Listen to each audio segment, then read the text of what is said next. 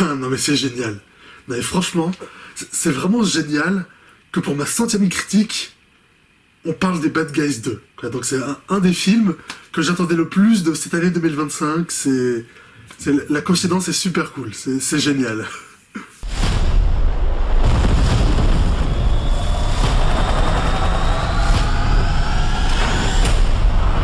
Bon, bah quand faut y aller, hein?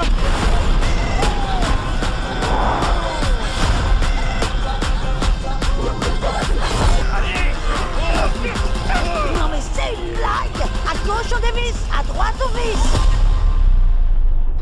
Oh, ok. Bonjour à tous et à toutes, j'espère que vous allez bien et que vous vous portez bien et que vous passez de bonnes vacances. Moi justement je viens d'en revenir de vacances, c'est pour ça que j'ai pas pu parler du film Les Bad Guys 2 tout de suite, parce que justement j'étais dans un autre pays, j'avais pas le temps, donc c'est pour ça que ma vidéo sort des semaines après, enfin 10 jours après je crois, mais c'est pas grave hein, parce que je voulais absolument en parler, parce que Les Bad Guys 2 c'était vraiment un film que vraiment j'attendais vraiment, tu vois. Déjà parce que c'est un film DreamWorks, animation, et j'aime tous les... Enfin, pas tous les DreamWorks, mais quasiment tous, et je vais tous les voir, et je les critique tous sur ma chaîne, parce que aussi j'avais adoré le premier film en 2022, sur lequel j'avais fait une critique sur ma chaîne, hein, que vous pouvez retrouver, elle est toujours là, et j'étais super content de voir qu'une suite a été annoncée, donc depuis l'annonce, puis après avec la bande-annonce et tout, c'était... Enfin, j'étais vraiment très impatient, très excité à l'idée de le voir.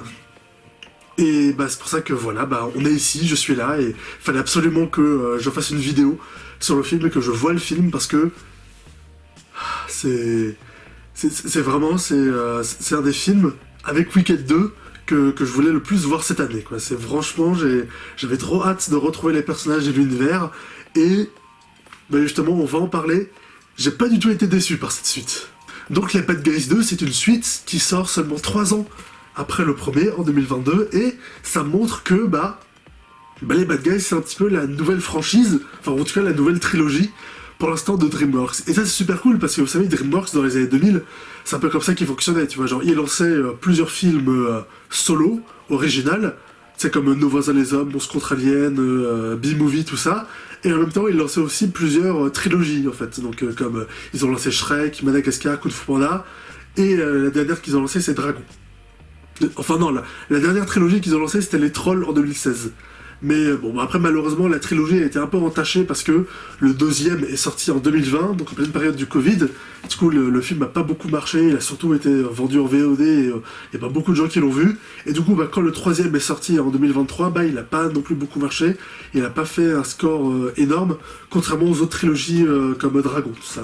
Donc c'était un peu triste malheureusement, parce que moi j'aime bien la trilogie des trolls, mais elle a été un peu entachée, enfin coupée dans son élan, à cause du Covid. Du coup elle n'a pas eu le succès qu'elle aurait pu avoir, parce que le premier avait bien marché, et les deux autres auraient pu marcher beaucoup plus, mais malheureusement ça s'est pas passé comme ça en fait. Et donc du coup là on a vraiment une nouvelle trilogie qui est créée, parce que ça faisait vraiment un moment, hein, et je pense vraiment pour le coup qu'ils vont en faire une trilogie, parce que comme je l'ai dit, la suite sort très rapidement, hein. T'avais eu aussi le Chapeauté qui avait le droit à une suite, mais 12 ans après, hein, enfin non, 11 ans après. Le premier est sorti en 2011, le 2 est sorti en 2022, donc il y a 3 ans, en même temps que les Bad Guys. Et t'avais aussi les Croods qui avaient eu le droit à une suite, mais 8 ans après. Donc tu sentais, donc ils faisaient pas vraiment ça pour faire des Croods une franchise, mais plus juste pour faire une suite des Croods, parce que le premier avait été un carton. Là pour le coup, le fait qu'ils fassent une suite très rapidement, ça montre que ils veulent vraiment faire, à mon avis, une nouvelle trilogie, quoi. Et moi, je trouve ça très très cool, parce que justement, je trouve que vraiment ça manquait un peu depuis un moment, les nouvelles trilogies chez DreamWorks, quoi. Ils en avaient lancé, 4 dans les années 2000, puis dans les années 2010, ils ont lancé que les Trolls et Dragon en 2010, et après plus rien. Tout le reste, tout ce qu'ils ont fait après, c'était que des films originaux, qui étaient très bons aussi, mais j'aimais bien aussi les trilogies comme ça chez DreamWorks, les histoires longue sur plusieurs films, et du coup là qu'il fasse ça avec les Bad Guys, je trouve ça très cool, parce que ça manquait un peu depuis un moment chez DreamWorks Animation, et en tout cas les nouvelles trilogies, puisque on a vu, il y a eu la suite de Kung Fu Panda, donc le 4 qui est sorti l'année dernière, et Shrek va revenir. Là Bad Guys c'est vraiment une nouvelle trilogie qui arrive, ça c'est super cool, tu vois. Et je suis ultra content aussi parce que il y avait vraiment, comme dans le premier film, comme je l'ai vu, énormément de potentiel pour faire des suites. Et même après celui-là, je pense qu'ils vont continuer. On va en parler après, mais ils vont continuer. Et moi aussi, ça me rend très heureux, très content parce que j'ai adoré les Bad Guys et cette suite, vraiment, j'étais vraiment impatient de la voir. Donc dans cette suite, les Bad Guys sont devenus donc des Good Guys suite au premier film et essayent de s'intégrer pleinement à la société en tant que gentils, mais ils vont être contactés par du coup leurs fans, les Bad Girls, qui vont les forcer à les aider à participer à un gros coup, ce qui forcément va créer tout un dilemme parce que les Bad Guys maintenant ne sont plus méchants, ils ne font plus de casse, mais sont forcés de le faire suite à plusieurs choses que vous verrez dans le film parce qu'ils montrent pas tout dans la bande-annonce, ils restent très concis, il cache beaucoup d'informations dans la bande-annonce, donc quand vous verrez le film, vous verrez qu'il y a beaucoup plus de choses en jeu, et il y a beaucoup plus de tensions et de choses, de problèmes qu'ils doivent résoudre dans cette intrigue, vous le verrez. Alors déjà, ce nouveau groupe de méchantes, les Bad Girls, elles sont très cool à suivre, le groupe, c'est du coup elles sont 3, il y a une chatte, un cochon, une truie du coup, vu que c'est une fille, et une fille corbeau, qui est donc la chatte s'appelle Misty Grill, l'autre j'ai oublié son prénom, et la fille corbeau, je me souviens, elle s'appelle Apocalypse, ou Suzanne, et la fille corbeau, je dis la fille corbeau, comment on dit, je sais pas comment on dit la femelle du corbeau, attendez, je vais chercher. La femelle du corbeau, ça s'appelle la femelle du corbeau. Voilà, tout simplement, c'est ça le féminin. Du coup, je vais dire la fille corbeau, ou Suzanne, tout simplement. Donc c'est les nouvelles méchantes pour cette suite, et elles sont très cool. Elles ont chacune une personnalité bien distincte, bien marquée, toutes les 3 différentes des autres. Et du coup, la méchante principale, Misty Gris, est très charismatique. Et elle passe vraiment très bien, tu vois, genre ils font vraiment il y a toute une ambiance autour d'elle, tu vois, genre en termes de chara design, c'est le chara design de la meuf ultra baraquée, très sérieuse et tout, très sûre d'elle, tu vois, genre un archétype de méchant qu'on a déjà vu, mais qui là est très bien mis en place et très bien traité, hein, elle est très imposante aussi parce que justement elle est ultra baraque, donc les méchantes passent très bien. Elles sont assez convaincantes, tout simplement, tout le long du film, hein, ça marche très bien. Tout le dilemme aussi, j'en parlerai plus tard, qu'elle va un peu imposer, pas imposer, mais dont elle va parler avec Lou, donc le chef des Bad Guys, ça marche très bien aussi, c'est intéressant. Ça revient un peu sur ce que j'avais dit dans ma critique du premier film, et sur ce coup-là, c'est vraiment bien fait, c'est une méchante vraiment assez marquante, hein, franchement, ça j'ai bien aimé. Après, en termes d'animation et de mise en scène, c'est comme le premier film, voilà, t'as ce style d'animation 3D, 2D, où c'est de la 3D, mais où on va avoir en termes de chara design, des contours un peu plus 2D classiques, tu vois.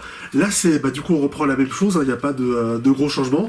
Il y a quelques améliorations et quelques trucs en plus. Là, notamment, tu vas avoir pas mal de scènes d'action assez incroyables, où vraiment, en fait, dans les mouvements de la caméra et des personnages, ou dans les plans qu'il va y avoir, on va vraiment avoir l'impression que c'est de l'animation 2D, mais en 3D en fait. Genre t'as des mouvements dans les mouvements que font les personnages, dans la vitesse, dans les scènes d'action en fait. Parfois t'as vraiment l'impression que c'est juste de l'animation 2D mais qui est animée en 3D, et parfois t'as même quelques passages où ça va être vraiment en 2D en fait. Genre t'as un passage où les personnages des Bad Guys sont surpris et vont hurler, et pendant 2 secondes, quand ils vont hurler, ça va passer de la 2D ça va passer de la 3D à la 2D pure, en fait. Voilà, donc ça, c'est petite nouveauté, petit truc en plus par rapport au premier film.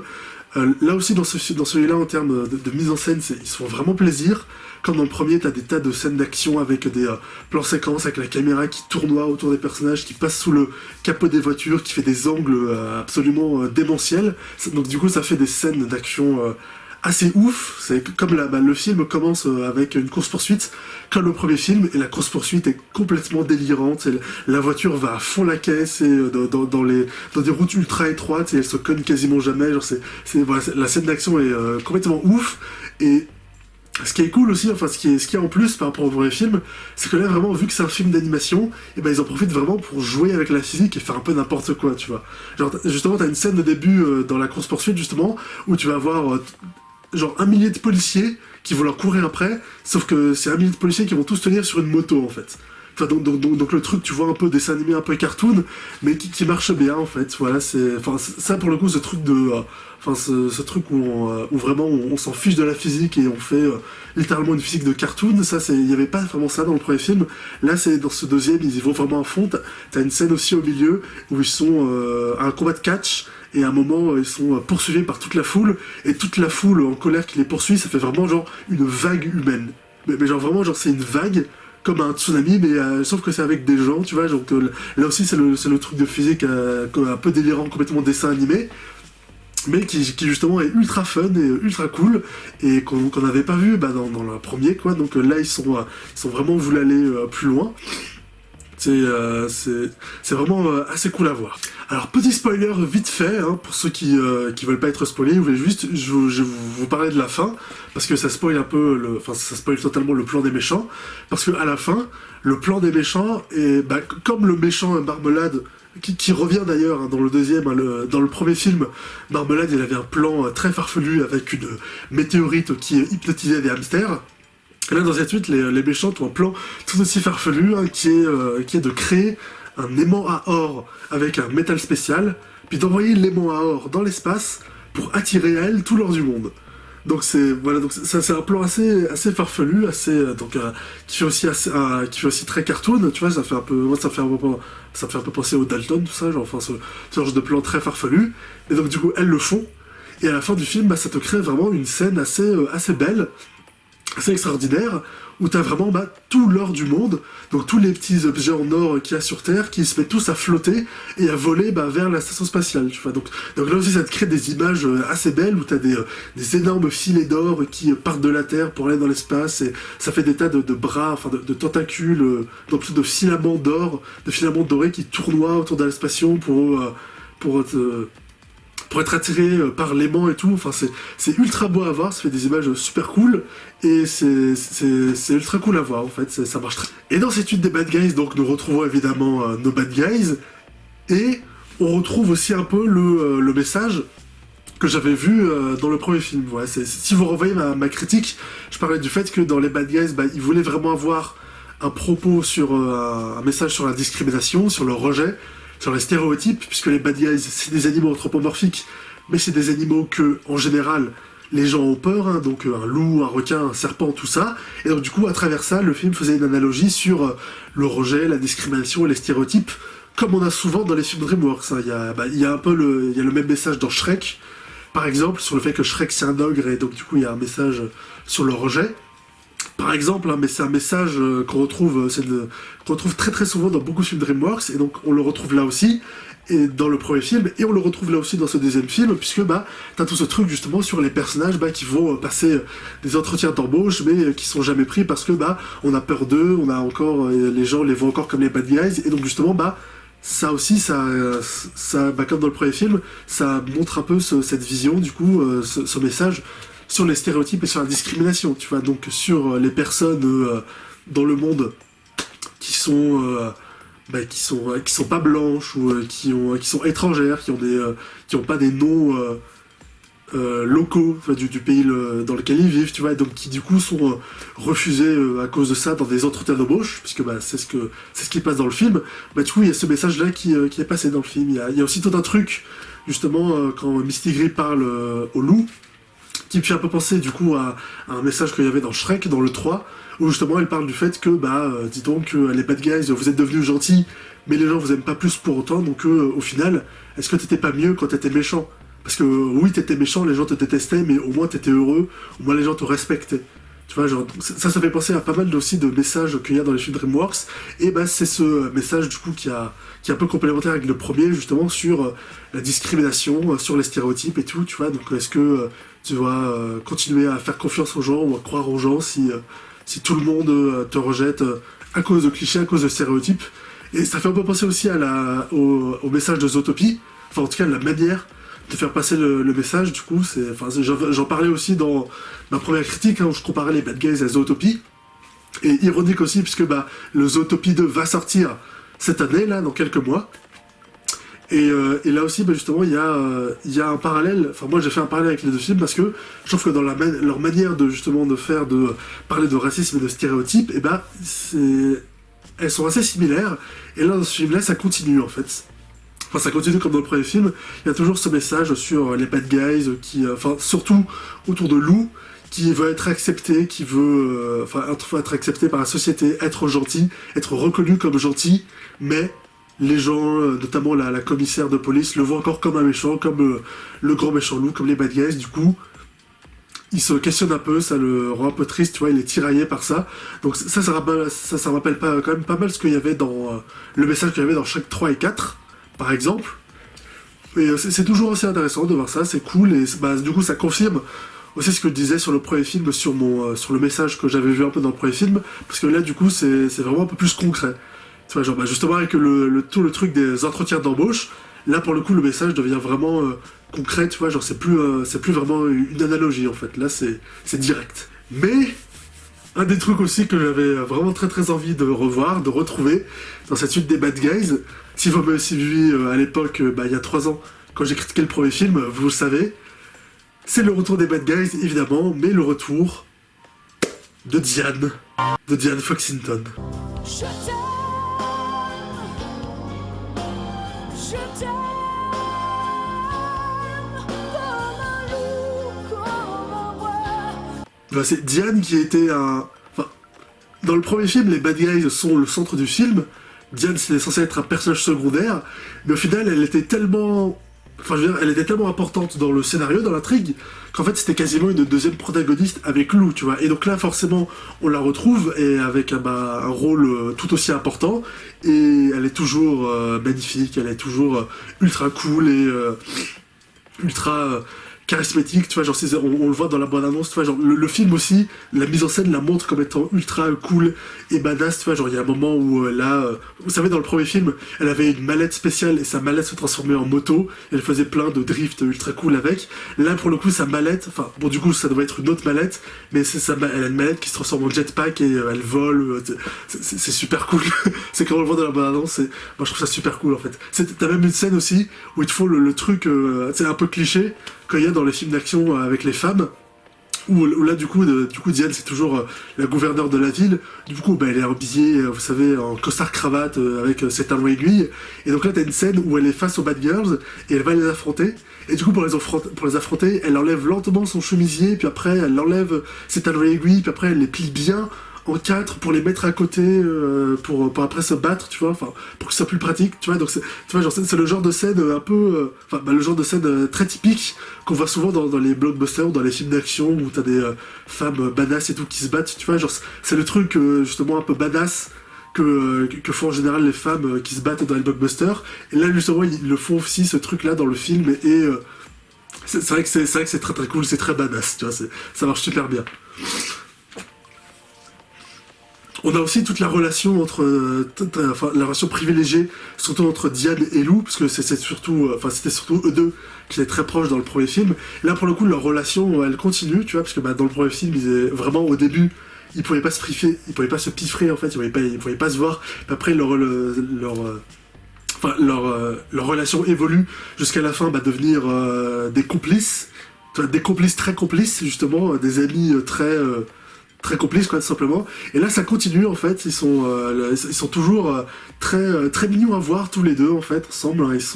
Ils vont très bien ensemble, et justement leur relation évolue dès le début du film en fait. C'est très clair quand ils sont en train de s'entraîner, vous savez, au kickboxing dans leur vestiaire. Dès le début c'est très clair, ils disent, ça va un peu plus loin, puisqu'ils disent ah mais on est juste amis, ou est-ce qu'on est amoureux en fait au final, tu vois. Donc dès le début ils donnent le là, et leur relation elle évolue dans le film jusqu'à la fin où petit spoiler vite fait parce que j'ai envie d'en parler, où à la fin quand il y a la bataille finale dans la station spatiale internationale, et au final t'as Lou et Diane qui se retrouvent, et on a le droit à un bisou. Et oui, à la fin t'as c'est totalement justifié dans le film, il y a toute une évolution et tout très claire, mais à la fin, ils s'embrassent, et franchement, ça m'a fait plaisir. C'est vraiment, vous imaginez pas à quel point, parce qu'en fait, ils vont trop bien ensemble, en fait.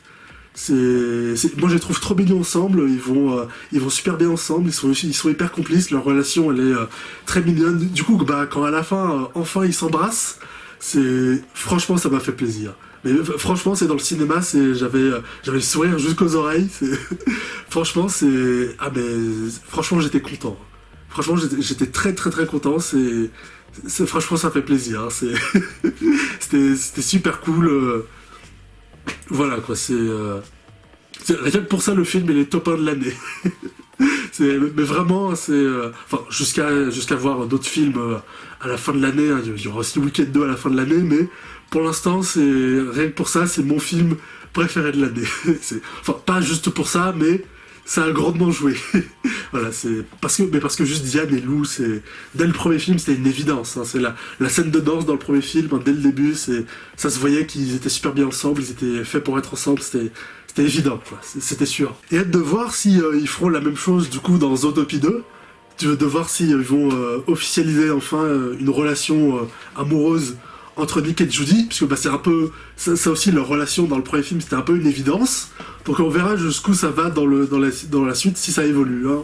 On verra. Donc voilà, j'ai adoré cette suite, j'ai pas du tout été déçu. Voilà, la mise en scène et l'animation sont toujours géniales, les scènes d'action sont toujours ultra délirantes et dantesques, l'humour marche toujours aussi bien, les personnages sont toujours aussi cool, Diane et Lou sont toujours super cool ensemble, Diane est excellente, elle est géniale, c'est vraiment un super film.